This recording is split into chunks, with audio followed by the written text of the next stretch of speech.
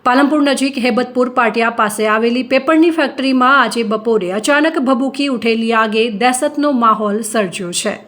આગ એટલી વિકરાળ હતી કે આસપાસના વિસ્તારમાં કાળો ધુમાડો છવાઈ ગયો હતો।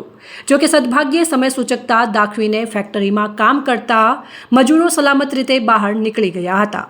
બનાસકાંઠાના પાલનપુરના હેબતપુર પાટિયા પાસે આવેલી ઉમા પેપર પ્રોડક્ટ્સ નામની ફેક્ટરીમાં આગ ભભૂકી હતી અને કાગળના ગ્લાસ અને અન્ય પેપર પ્રોડક્ટ્સની મેન્યુફેક્ચરિંગ ચાલતી હતી ત્યારે શોર્ટ સર્કિટના કારણે આગ લાગી હોવાનું પ્રાથમિક અનુમાન છે।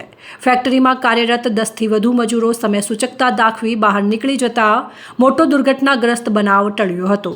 આગની જાણ થતાં જ ઘટના સ્થળે લોકોના ટોળે ઉમટી પડ્યા હતા।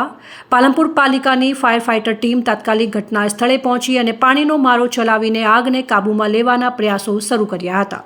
લક્ષ્મણ હેબતપુરના પાટિયાથી લક્ષ્મણપુરા રોડ જવાની ફેક્ટરી આગળની ફેક્ટરી છે ઉમા ફેક્ટરી, બરાબર।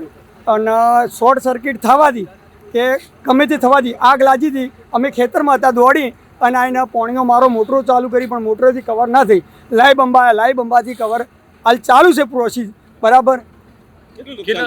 નુકસાન તો કરોડોનું થઈ ગયું છે સાહેબ। મને કોઈ એક આપણે ફેક્ટરીની કોઈ ખબર ના હોય કે કેટલો માલ પડ્યો અંદર। ફેક્ટરીમાં કેટલા લોકો કામ કરતા હતા? 8 થી 10 જણા। એ લોકો સુરક્ષિત છે? અહીં સુરક્ષિત છે। શું નામ તમારું? શાંતિભાઈ અંબારામભાઈ કણાવત, લક્ષ્મણપુરા।